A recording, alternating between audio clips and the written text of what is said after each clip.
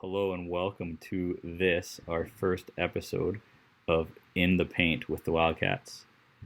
I am joined by Nikita Dortch, former/current Wildcats player and coach, as we get ready to call our first guest, our first experiment, who has so graciously decided to accept our invitation to figure out how to do this with him, Zeka Zejnulahovic.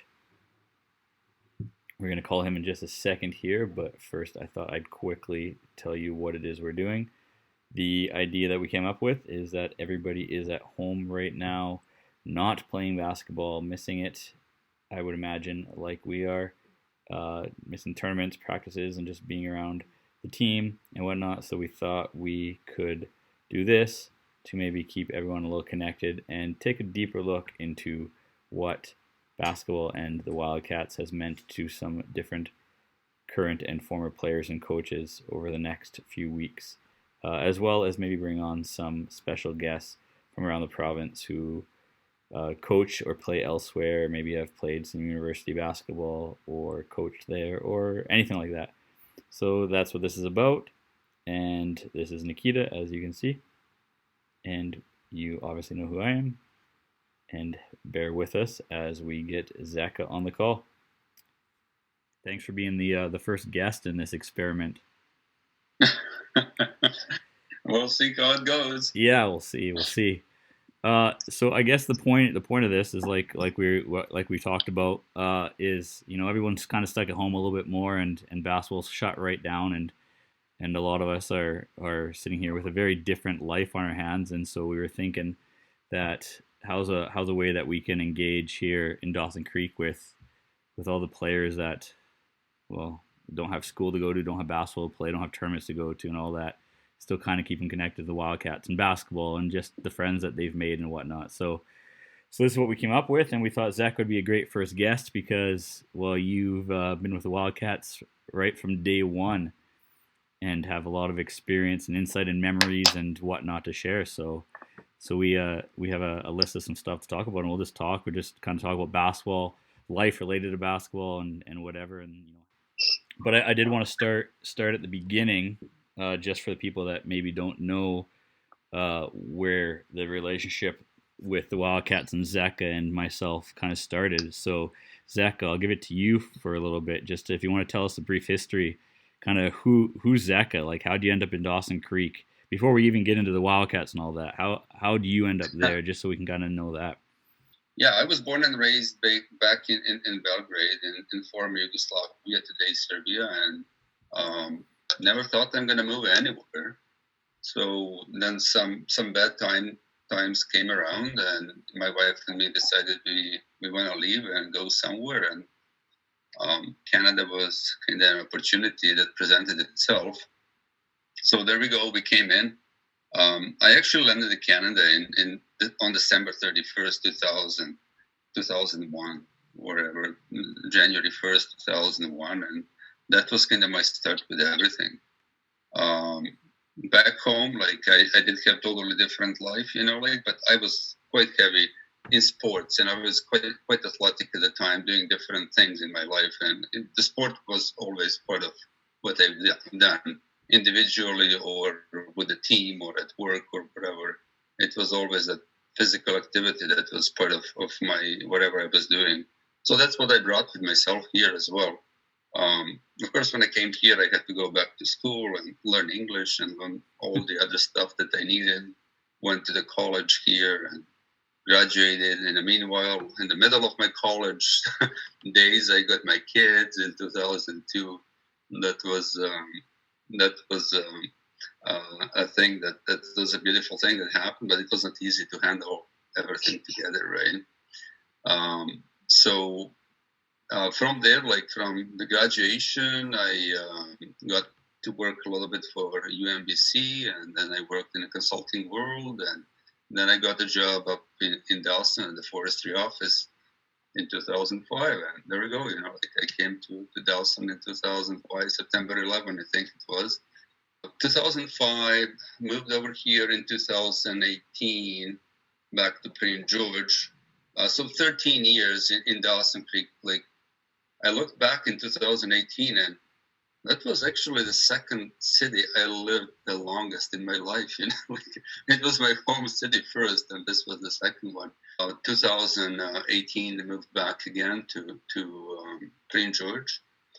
That's how I ended up, like in Canada. That's how I ended up, like where I was in Dawson Creek, and that's where I am right now. And we'll see where it goes from here. We met in 2015 when I moved to Dawson Creek to start my teaching career. And we'll talk a little bit more about the basketball side of things, but then fast forward, to the second part of that year is when the Wildcats started, was in early 2016. And I mean, really, I consider you, a co-founder of that. The conversations that you and I had, you were a big support and encouragement in even getting that off the ground, and then keeping it going throughout those earlier years and whatnot. So, I mean, what did we have over 2015, 16, 17, 18? How many different teams did we coach together, or you coached a couple on your own? And just wanted to kind of give that history that we had there. And then for anybody who does watch this, besides Lana McKechnie, who's been bugging me all week, when's it going to be available? When's it going to be available? Maybe we'll get one viewer and it's Landon, but just for those maybe that don't know, the reason we met and did all that is because of your sons that you mentioned, and that's Tony and Amir, who are in grade 12 right now, right? Yeah. So they were in grade 8 at the time, grade 12, so it was five years ago. And yeah, that was an interesting time, actually. Honestly, I was a little bit worried, like at the time. So my kids are playing soccer, like for years, since they were 2, I guess, like I had some pictures here I wanted to share as well. But then all of a sudden they switched to basketball. And, like I was kind of, okay, I know soccer, and I played basketball. It's not that I didn't. I played it for fun, but it was never my big thing. Yeah. It was always soccer, like that I was really okay, I think, like by some measures. And when they decided to make this switch, like they really caught me, like, like, okay, what do I do now? Because I was kind of always supporting and, like always encouraging, and it doesn't really matter to me what sport, but as long as it's a sport and there is an interest and passion in that, I'm totally for that. Yeah, actually, I think that it's like super important, and obviously like parents like support your kids. And so what personal sacrifices, Zeka, did you have to make to be able to like support your kids, especially like make sure that they're playing sports and also doing school, because that's like a huge thing? It is, Nikita. It is a big thing, like, and it all starts from how you perceive, like what's your point of view on the life, like, and like everyone else, we're all different, like, but I firmly believe, like that sports are good foundation for lots of things in the life, and I know that because I can experience that through my life, and I believe if you have a healthy body, you have a healthy mind too, and it goes vice versa. It just perpetuates each other, like so. That's the belief, like you need to have that kind of value that you hold and you believe in, and then everything else does not look like a sacrifice to me. I don't call it sacrifice. It is a commitment in terms of passing that kind of belief and passing that kind of passion and helping them like to grow into that. And of course like that doesn't come easy, like especially nowadays, where the point is like to really pass those values and those passions like to your kids. And how you do that, there's so many different ways to that. And my way was to be involved. My way was, like to encourage them. My way was to be there and coach them. And even though it's not easy, like being a parent and a coach, it's a tough thing. I'm really thankful here for Troy, like that came really at a time probably matters the most for their development, where they start being a little bit like any other teenagers, like they feel like they're on their own, but they are not. They're growing up, but they are not. They are kind of strong, but they are not. So, and then like there is that kind of vacuum that happens there, and having somebody else, like being able to step in and really bring that different perspective on the same issue, on the same passion. It was great help, like from the parent perspective. But like you balancing a lot in your life, balancing like your work, balancing your financing, balancing your emotions as well. Like it goes up and down quite a bit, like there.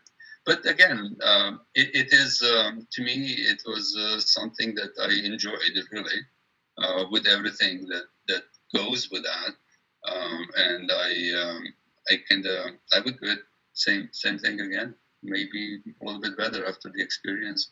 But is there anything that you look back and maybe regret how you handled this or that, or anything that you would change, if you could do it again, or if there's any parents or someone like myself, like I got a little kid here who's turning 2 a month after they turn 18, and so I'm going to be in your shoes probably quicker than I'm going to realize.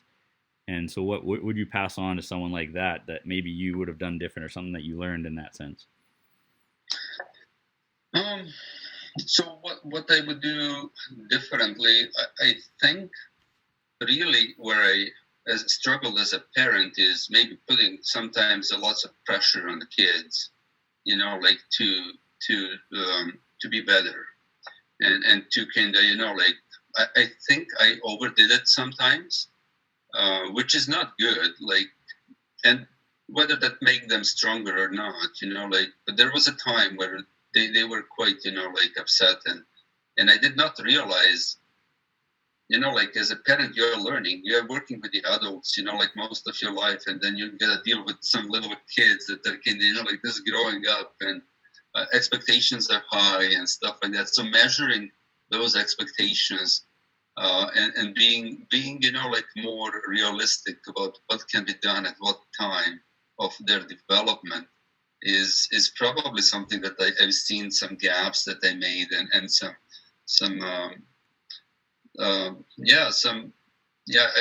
I could do a better job on that now, and just be more stable and more progressive and more realistic, rather than jumping, like the levels quite high at the time. So balancing, like one of the hard things, like to do is to try to balance that with the academics, and be able, like to actually do that parallelly, and give them, like the sense and importance of both. And like it's my kids, and I'm talking about them right now, but really, like over the years with all the kids, like it is high school basketball, middle school basketball, club basketball, like I really tried, like to bring that sense and urgency of importance of both. You're not complete, like if you have only one. And again, like sometimes the same as with the passion for the sports, maybe being too passionate about that, sometimes it's not the best way to go, but that's how I am. And the great thing was you're making those relationships, like my kids were having great relationship with all the teammates there, and I was, like as well. And mm-hmm. I just got to know other kids pretty much as well as my kids, like, and those conversations were happening. That's one of my favorite reasons for the Wildcats even existing is not just because individuals and teams get better at basketball because we're playing more basketball and traveling and playing more competitive players and teams. Of course, that's a big thing. But my absolute favorite thing about it is the opportunity it's provided to actually establish those relationships in a much stronger way, because instead of basketball season going from, the end of November to the end of February, no, with the Wildcats, we just keep rolling. We go right to late June, early July, and then we do our different summer trips, and then maybe we don't see each other for part of July and August. So we've spent 11 months of the year building those relationships, right? Like, and then you do that over 2 or 3 or 4 years. is now something that's lasting a very long time, and you can actually make a real difference in with things like school and other facets of life, as opposed to how to just bounce a basketball. Yeah, you can. I know you had a ton of conversations as well with those kids struggling with their personal lives, like struggling with financing, struggling with lots of things that real life brings, like not everyone is the same there. Like it's a different for every kid. So trying to overcome those real life challenges and keep those kids in that spot with the Wildcats, like it's a big achievement. Mm-hmm. It's a huge achievement, and that's what I think Wildcats was really different and a very different environment than any other one. Yeah. And this was very nice rolling, like from the school basketball season into the club season, and then a little bit break, and then preseason again. And it's just, it was really, really, really great way to keep the kids around and interested and motivate them, and all the kids are actually, they were so good to each other too. Like they were perpetuating themselves as well, and they have good relationships even today. Yeah. My kids left 2 years ago, and they still feel, they keep in touch with lots of kids in Dawson Creek, and they come here, and they're so happy to see them, and those are long-lasting relationships. Oh, for sure. Getting to see, like, as a player personally, getting to see you guys become so invested in those relationships is, like, phenomenal, because so many programs really lack that, which is something, obviously, that, like, kept a few kids, A, still playing basketball, and B, like, staying in Dawson. Like, I know that was a huge thing for me, was, like, those personal relationships that I built with coaches and mentors around me and teachers. So, speaking about that, you guys became so invested. I want to hear you guys talk about maybe a little bit about some of the things that you guys did, like some of the trips that you went on. Well, I think actually, we've done lots of trips, like with, and that's one thing, just overcoming those geographics, like with those kids, that's a big thing. Like, but, we didn't know for any better at the time. And I didn't, certainly. Troy probably did, like down in Fraser Valley, that's all kind of more on the fingertips, like to go and play the States, for example, like for us up there, like at the time, like that trip to the States, like 17 days with 12 kids, like that was huge. Like it was a huge undertaking, huge responsibility, but a huge, I think huge impact and huge success too, like in many ways. So that was, like I had those little kids coming in, and not little, some of them were, grade 8, 9 at the time, and grade 10, and coming and telling you your stories, like their stories, and asking questions, like, and just in a sense, I kind of thought, oh yeah, I'm acting like here, like as a dad for all these guys, That was quite amazing, like to see those kids being open and asking questions. Just I thought they would never ask me, right? But that's what you get. That's how you build those relationships. And that was awesome. I don't know, Troy, what do you think? Like to me, that was a highlight probably of those few years. Yeah, there's definitely a lot of struggles that come with where we are, and then during club season we go to Edmonton, I think 5 times one season, but every season was at least 3, I think, just to Edmonton, right? And that, call it 6 hours each way. On the one hand, I know that during plenty of those trips, especially if I'm stuck on a bus, I'm just like, oh my goodness, this is like ridiculous, right? And especially now, my wife pregnant and the little toddler, it certainly, there's different meanings to that time. But, and here's what my point is that the time that gave us to do what you just talked about is like, that's time I would never give up. Now I look back at it, right? The time you and I, like, I can't, the amount of hours must be easily a few dozen, the amount of time that you and I have sat on a bus just talking about life, your life, my life, current life, future dreams, Wildcats talks, us planning, what can we do for this? That Gonzaga trip came, Yeah. it came out of you and I during school season, sitting on a bus, going to another school, to a school game and talking. That's where that trip started, right? And then stuff like, I don't know, is that you're a friend, but a bit of a mentor to me as well, and that's the time we had just for stuff like that. Like it's irreplaceable. It's always a good and bad, sure. Like basketball wise, it's probably we would be able to play more and better teams being in a different location, but then you build the stronger relationships as the more you are exposed to those longer trips and struggles and stuff like that. So it is always that trade, that I think like everything else in life, it does contribute to that overall strong sense of belonging to the team, to the club, and just the strong bonding, so. Yeah. Of course, none of those trips was, how would I say, worry-free, or was not, just a nice, smooth story. There was always something going on. We were able to solve and resolve that and address that, and those are the things that can, make it even stronger, so.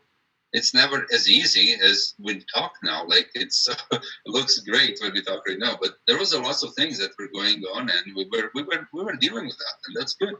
Yeah. That's what made all that so great and strong, right? Well, I know that with some of our long time Wildcats, whether they're former Wildcats now or maybe our older ones that have been with us since grade 7 or grade 8, with a lot of clubs in a bigger city. You do your practices, but it's just basketball, no different than anywhere else. And then you go to the tournaments, whether it's during summertime, during spring, whatever. But your mom drives you there, and they throw on the jersey of whatever the club is, and they play, and it's good, and they win, they lose, whatever. And they do a little bit of hangout as a team.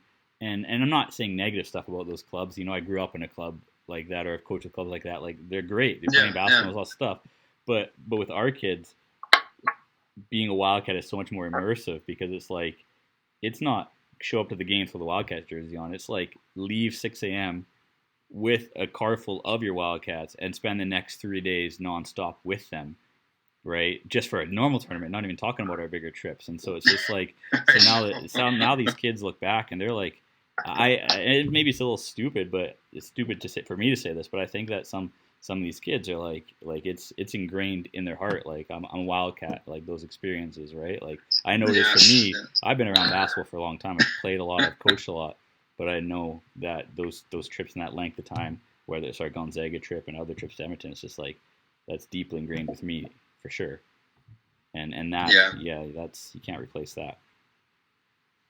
What would be your favorite memory / experience that you had coaching and watching your kids play during those years? Well, experience-wise, I think that trip to Yakima and Gonzaga, and I think that was a big thing, very big thing. For lots of different reasons. One reason is it is a serious trip. Taking a lots of responsibility, for 12 kids, 2 of us. The other one is, being able to expose them to some different way of looking and playing basketball in the States and giving them perspective, how that looks like.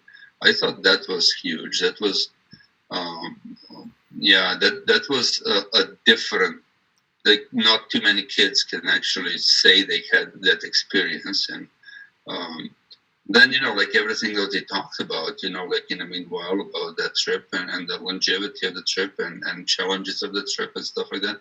I think if I was to take one element, from those 3-4 years, I think that would be probably one of the top highlights, of those years.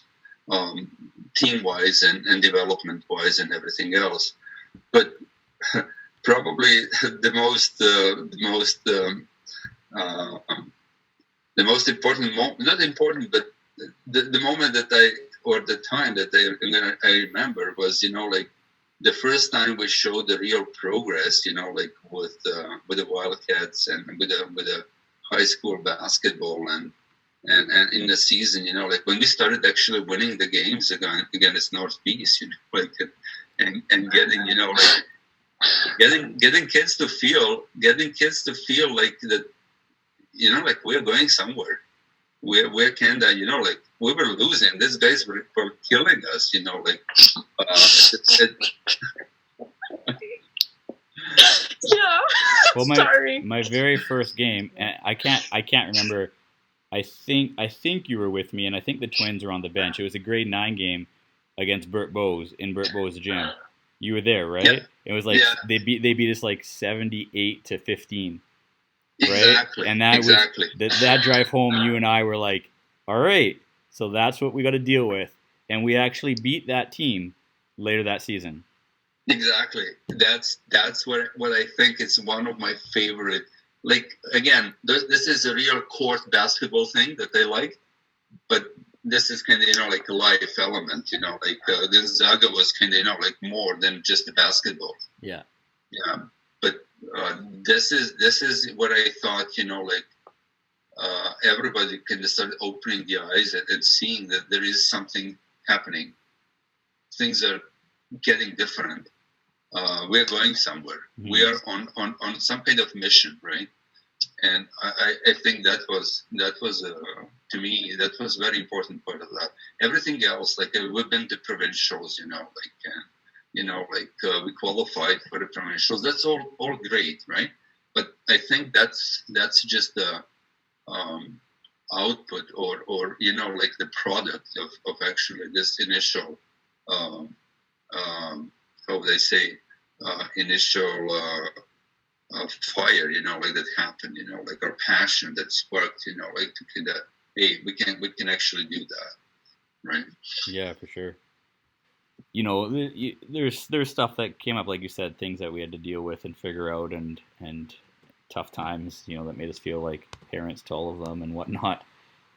Stuff that I remember we had to take their phones away and begging them to clean up or whatever, like just different stuff. But overall, it was just a highlight trip. Things like, okay, the temperature at Yakima I can live without. It was way too hot there. But would we play 7 games at that tournament? And on the last game, I think we played like 4 back to back or something like that.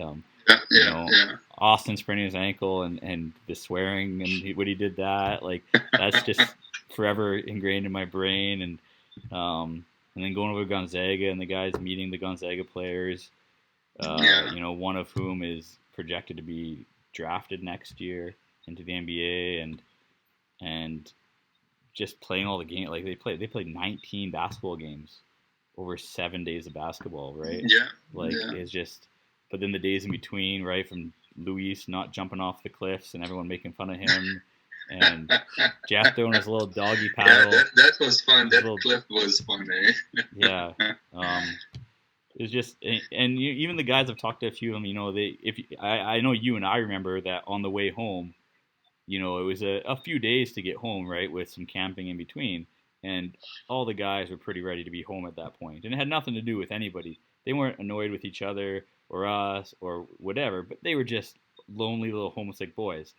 And I mean, well, you and I probably wanted to be home too, but they look back, like I was talking, I can't remember who it was the other day, but they're like, oh yeah, I remember when we camped in Banff? That was fun. And I was like, you were literally crying for your mother. But that's the great thing about that trip is like you learn and whatever, and then the highlights just stick in your head for forever, right? Like or like the hot springs, like in Jasper, eh? Yeah. Who can actually stay longer in that cold water? Didn't we make them? They both won, right? We forced them to get out finally. Yeah. Everything was great, like basketball and stuff like that. But there was a impact, like as well of beyond basketball that you need to do.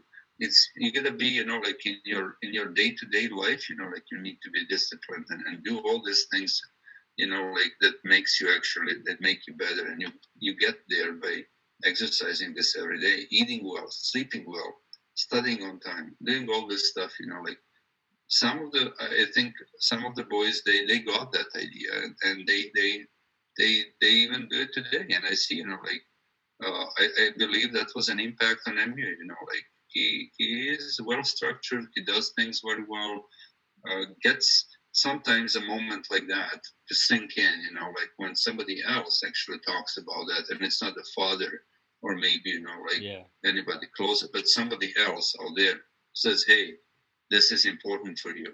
And they take that and they run with that. So besides everything, that was one of the things that I thought it was valuable for them to know as well. So I want to ask you about basketball specifically as a sport, because I know that you're somebody who, well, coming from Europe, soccer is huge. Well, soccer is like huger everywhere than, is huger a correct word, Nikita? Is that? No. Okay. Well, soccer is huger everywhere than it is basically in Canada, right? So you played soccer a lot and whatnot, but you played basketball, and then your boys they both played hockey as well when they were younger, right? I think they were both still playing hockey when I met them in grade 8, right? Yeah, I think, they was that played their quite a last few year? sports actually. Yeah. So, and obviously that plays a lot into it when you're growing up. It's just playing. I want Amazai to literally play anything and everything as he's growing, just to develop all that. It's key. Those are the ones that you really see excel when they're at the older ages. But speaking specifically about basketball, looking at the last few years, what is it about basketball that you like, the actual sport, not the life lessons and the trips and stuff like that, but the actual sport? What is it about basketball that enabled you to kind of be like, all right, I can do this? Whereas if you're like, I know for me, if Amazai tells me when he's 13, I really love soccer and I'm just going to go hard at it, I'm going to probably go, all right, Zeka, can you adopt him? Because, and I'm not saying it's basketball or nothing. I'm just saying personally, I'm just like, you know what I mean? Yeah. And so but obviously for you, that wasn't the case, because you're like, all right, you were familiar with basketball a little bit, but what is it about basketball that you're like, yeah, sure, we can do this? Like, what do you like about it? What I don't know. My question's stupid, but I think you know what I'm saying. Yeah. So what I like about basketball is a difference from soccer. Like it's just, like the speed that things are happening, like all the rotations, all the game plans, like all the details that go, like in every play, every game. Those are the things that actually I was not as much aware of that before. Never thought of that as much, like.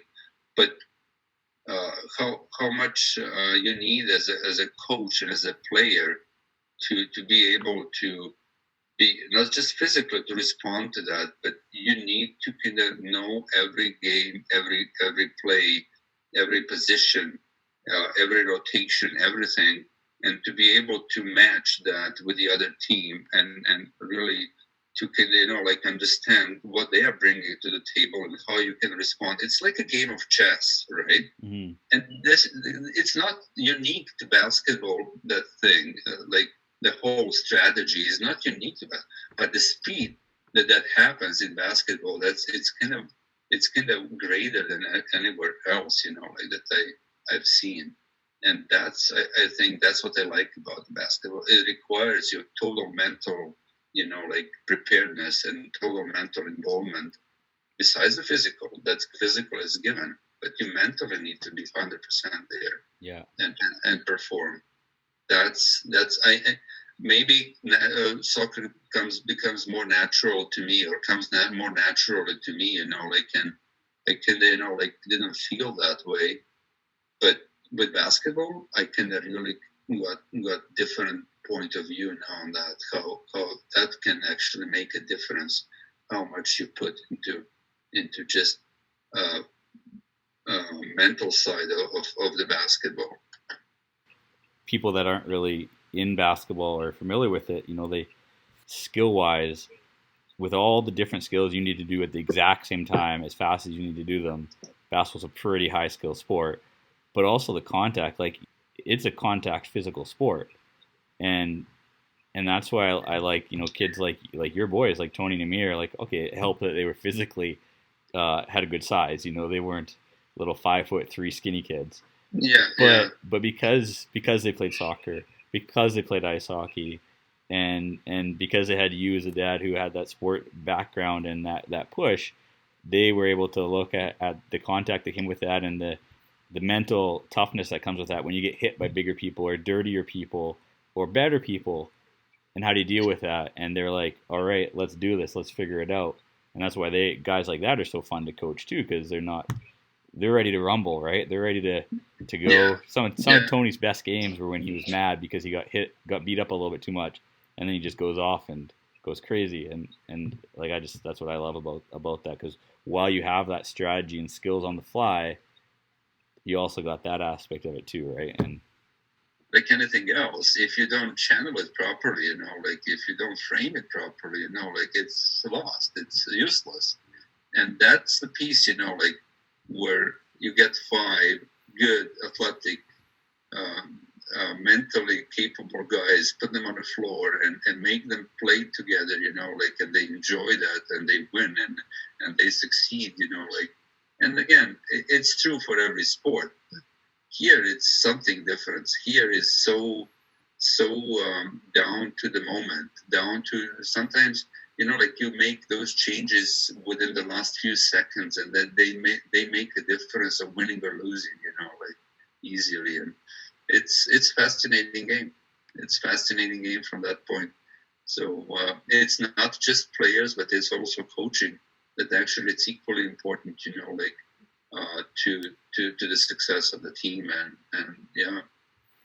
And I mean, I like that aspect of it, right? Whereas other sports are a little more during the game. It's like, all right, best of luck, because during soccer, the coach can't yell across the field, "Hey, run this and do this." It's just like it's not like that, right? No, during ice hockey, it's back and forth, back and forth, back and forth. And yeah, there is set plays within that, and yeah, there's strategy, but the coach isn't kind of doing that in the moment as much. And there's positives and negatives that come with both of that. But I do like basketball that has that where you can really teach them and learn that. But then at the same side, when I have the same group of guys for a while, I love it when I can get to a point with them where it's just like, now I can just honestly sit back and let them do it, because now they figured it out and now they got it. And that's where we got to with Tony and Amir's team when they were in grade 10, to a degree, right? Where, okay, now we've been through all the stuff in grade 8 and 9 and the Gonzaga trip and everything, and now we can see where things go. Oh, look at that. We won zones, we made provincials, right? Like, it's just the payoff. I don't know if you remember, but when they were in grade 8, doing that simple, just continuous layup drills, and the team as a whole got like 16 in 4 minutes or something like that. Like, just crazy bad. It's just crazy to think that same group of guys 2 years later won zones and went to provincials. Like, it's just, that's the payoff right there. It is, but also, like, it's that motivation that existed, like, and the willingness to put the time and like being able to bring those kids in the morning to shoot, like, and then asking to come, like, to open the gym in the morning, and you being able to provide that for them, like, those are all the things, like, again, you can see, like that, it's a small city, it's a limit, like, to what you can do, and all that stuff applies. But being able to motivate those guys to come in, it's a big thing, big thing for them. And that's about everything probably, like you said, provincials and zones and everything else, like it comes from that dedication of the guys. Yeah. Jeff has been texting me for the last 2 weeks, hey, can you let me in the gym? And I'm like, this is a weird life that we're in right now. Like, normally I'm used to having the keys and being able to kind of do that as I see, right? Whereas I'm like, Jethro, if I actually let you in the gym, I'll probably lose my job. Like, it's weird to be in that, because you're talking about getting there, guys, in the morning, and that's where we got to. Whereas now, back then, I had to sell guys on it, and there's times when we had to say to them, "You have to come," right? But the hope is that you get in the point where you don't need to do that anymore. And this year, I just, between me and a couple other guys, we make sure the gym's open, and then there's guys that they're asking us, "Can we come earlier? Can we come earlier? Can we come earlier?" Yeah. Right. Yeah. So that's one reason I kind of wanted to do this and see if that helps with anything, because some of these guys are just sitting at home like literally like shaking because they haven't shot a hoop in who knows how long, and that's probably the longest they've gone. And like for a guy like Jethro, man, this is the longest he's gone without playing basketball in probably 4 years. Right? Yeah. Same thing for your boys. One of them was Amir was texting me the other day, and he's like, I just want to get on a court, man. Like, I just gotta, like, yeah, it's just tough. It's a weird time. So looking at you and in your situation, things are a bit of a weird time for you because so let's quickly talk about the run that you had with your kids. Starting in grade 10, with your boys, we made provincials and went and did that, and then you guys moved to Prince George, and then with Dutchess Park, they made provincials their grade 11 year, came third, just missed making the finals on a heartbreaker of a shot, which was a great shot if you're cheering for the other team, of course. This year, their grade 12 year, of course, making that championship game. So provincial 3 years in a row, each year, better result, making the championship game. Great, like a really great career for them in that sense of just the success and whatever. But then boom, just progression, and then boom. Man, the amount of high school players that get to make provincials even one time is like, it's a really low percentage. Like, people don't understand how low of a percentage it is, right? Yeah. And to make it grade 10 junior, grade 11 and 12 senior, like, that's crazy. That's great. That's spectacular. And we were so excited to watch that and just so happy for them and whatnot. But then just like that, all that we're talking about for the last hour, now it's done. Now it's a new stage of life. It's over. What next? So how do you feel like in all that? Like, the uncertainty, going back a couple years, the uncertainty was, hey, which tournament should we go to or whatever, and when you moved to Prince George, there was some uncertainty there and whatnot, but not really, because you knew what school they're going to, you knew the coaches, you knew all that. Now that doesn't apply. Now it's all like, and then add this, what we're dealing with out in the world at the same time. It's even like, so where are you at with that? Like, explain that a little bit. Well, it worries me a lot, to be honest with you. Like, lots of things are changing with this COVID-19. And really, like, this is now hitting the stage where these young boys, like, they invested a lot and they accomplished a lot at the same time, like you said. But, like, with this break now in everything that's been disrupted, and it's been disrupted more than just the basketball. But specifically, we're talking basketball here. Like, they've been invited to the ID camps, and they've been invited, there are some coaches who are showing interest there, but that's, like, nothing you can do now about that, like, in the situation like this. So I'm worried, like, that it might come, and it depends how this goes and how this evolves, like, but it might end up, like, that nothing happens. It might end up, like, that there is no invitations, like, or no ID camps at all, like, or those just don't happen this year, and everything kind of just moves on into the next year, and the next year that might be, like, different game now, different momentum, different time, and you never know. Worries me, like, I would really like them, and I think they are capable of, like, playing college or university basketball. I would like them to do that, obviously, like, and I would support them 100%. But with the situation that we are in right now, that could really easily work against everything that they've done so far. Mm-hmm. And, like, who knows? I don't know. Nobody knows what's going to happen, but that's what worries me in this situation right now. Yeah. Like, of course, I need to move down to Victoria with the family, like, and stuff, but that's not something, like, that, I have to do it right now. It can wait for later. But for them to start, like next year in September and start university and start or college or whatever they choose to, and of course play basketball at the same time. This is a critical time right now. Yeah. This is when the things are happening, and it's not happening. So what's happening? What's going to happen in September? Like that could be disappointing, and that's what worries me. Yeah, it could be disappointing. That's tough. So, well, that's then the good thing though is we kind of alluded to this earlier with the idea of how it all kind of adds up, right? Like you don't just wake up and go, well, I think I want to play university basketball. How does that work? yeah, So even though we're kind of thrown with, there's already uncertainty anyways, then throw all this into it too, everything you just said, it's like, whoa. But then you can kind of go, you know what? They know what it takes. They know what they've put in. And so there's some uncertainty and there's some stress with that. But this isn't something that, they decided to try last week. They put the 5 years of countless thousands and thousands of hours individually, team-wise, your hours, my hours, other coaches' hours, and so now they're here, and so it's just like, how will it work out? We don't know the answer to that. Will it work out? Yeah, it will. When, where? I guess we'll figure it. Well, I guess we'll find out. But yeah. I don't know. I know but it still worries me. Oh, of course. Yeah. No, I worry the same. I obviously don't have any kids at that age, but with guys like some of the guys here, like Liam and stuff like that, I'm just like, I don't know how to.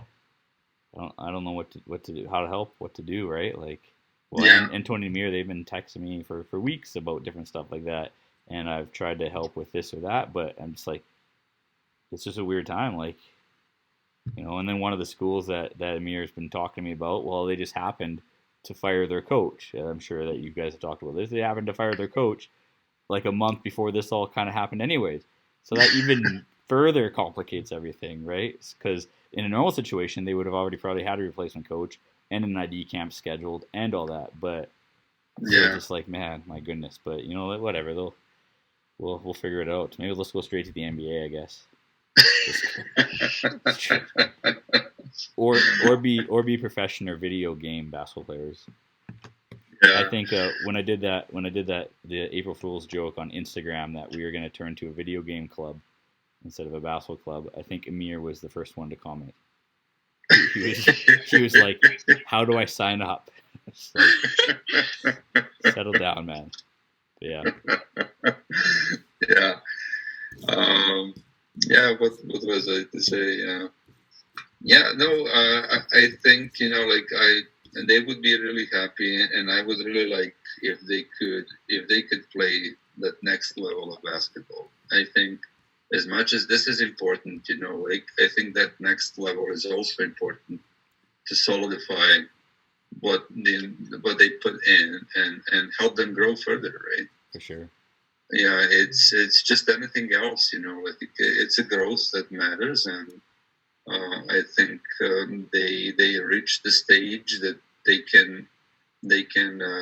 they're ready for the next spurt. So I'd like to have that go even further, where a lot more people can kind of hear, what does it take? What does it take to get to that level, right? Yeah. It's not as easy as young kids think it is, or other people say it is, or whatever.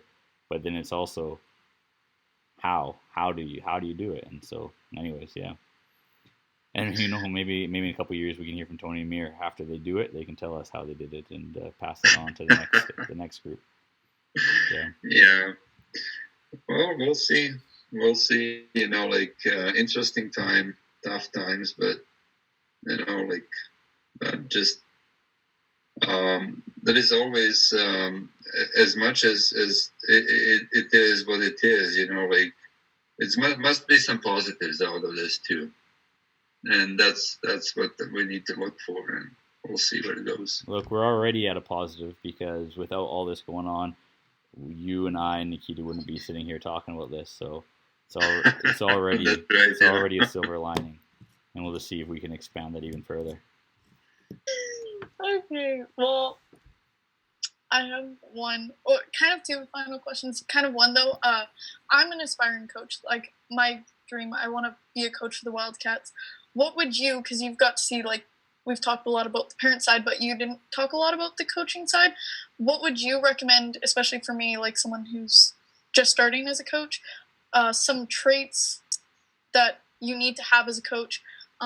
What it takes to inspire your kids and players to continue to play, because I know that's a huge problem in like Dawson's community, is that a lot of these kids like will start playing and then for whatever reasons, family to school, they just decide to stop. So what are some really great things that you can do to continue to inspire your kids to play, just like overall? Like, so being a good coach, you obviously need to have coaching skills. You need to be able to transfer your knowledge to the kids, and that's the general thing, like for everything else. What I think it makes difference is that personal connection.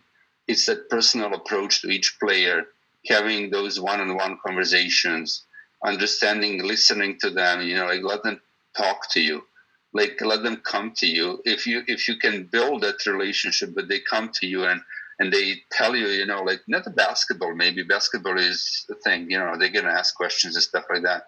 But the time when you get them to you and they start asking you personal questions that have nothing to do with basketball, that's, where you have a connection. And that's where you can now influence these kids. That's where you can get them now, like inspired. They trust you, right? So what you do with that, that's who you are now. That's how you take that and make it something, right? But getting to that point, like to get these kids to trust you, that's what you need to work on. If you can get that, you're going to be a great coach. Getting the team trusting you, it's a big thing. Of course, you need to have this coaching capacity, like being able to transfer the knowledge, being able to demonstrate, being able, like to show by example, lead by example, stuff like that. All kind of, like it's a technical side of that. But you need to have that people side on as well, being able to engage those guys on a personal level. I think that makes difference. So that's what I would say. If you want to be a great coach, if you can do that, you're going to be a great coach. I think that is like the hardest part for a lot of coaches, and that's why, like, to me, the Wildcats has always meant so much to me. Is like I've had the opportunity to go and play for other clubs, and that like personable side from like everyone involved in the club is just, it's immaculate. So it is, and again, it's good environment to be, good environment to grow and to get those skills, like, and like of course, like we all move and we all grow and we all, like life takes you somewhere else, but building those skills and having a healthy environment to build those skills, I think that's all what you can ask as a coach at the beginning, like you are. So, and asking questions like that, that's a good start too. Thank you. Asking questions is key. That's why I love to go places and talk to coaches that have been doing it for a long time, doing it successfully for a long time. They have good reputations with team success, but also the relationship building and whatnot, and just to pick their brains. Even though I've been coaching and been around basketball for a while, I like to do that all the time. I was just down at provincials this year, right? And that's what I did as much as I could. Every single coach I see, well, who is good at it, I try to grab. I say, man, I got to do that a little better. I like how they do that, just a little better. So I like to, each year that I coach, be a little better myself, because I'm adding little pieces that I'm seeing from other coaches, whether it's Prince George or down in Langley or in Edmonton or Grand Prairie or whatever. I could name coaches that I really respect and look up to in every one of those cities, from Fort St. John to Grand Prairie to Edmonton to Calgary to Langley to Chilliwack, right? And that's what it is. Yeah, Troy, that's something, like that's true for lots of things, like, and people who are committed, like to dedicating the time to do certain things, they do it because they like it. They do it because they're passionate about that. Nobody's perfect in what they're doing, but certainly, like there is always something good that they do. And you can always look for those things, like, Yeah. I've seen so many different coaches as well over the years now, and uh, sometimes I was laughing, what I've seen and thought those guys are crazy. But, when I got to know them a little bit better, they actually connect with their team that way. They show unique personality. They show unique, unique approach to that, and they are recognizable for that, and that's what makes them different. And that, but that's what makes them successful too. So it's interesting to see different styles and different approaches. Like everything else, you have that everywhere. But on a court, on a basketball court, it is fun to watch and fun to learn too. Cool. No, thanks for joining us, Zeka. It's always nice to talk to you, anyway. So maybe if this whole thing with us staying home a lot goes on for a long time, then we might come back to you and follow up and see how things are going then. We're also certainly have Tony and Amir both on that list too. We'd like to have them as guests at some point too. So. Oh, nice. So yeah, it'll be nice. It'll be good. So hopefully we'll be able to do that.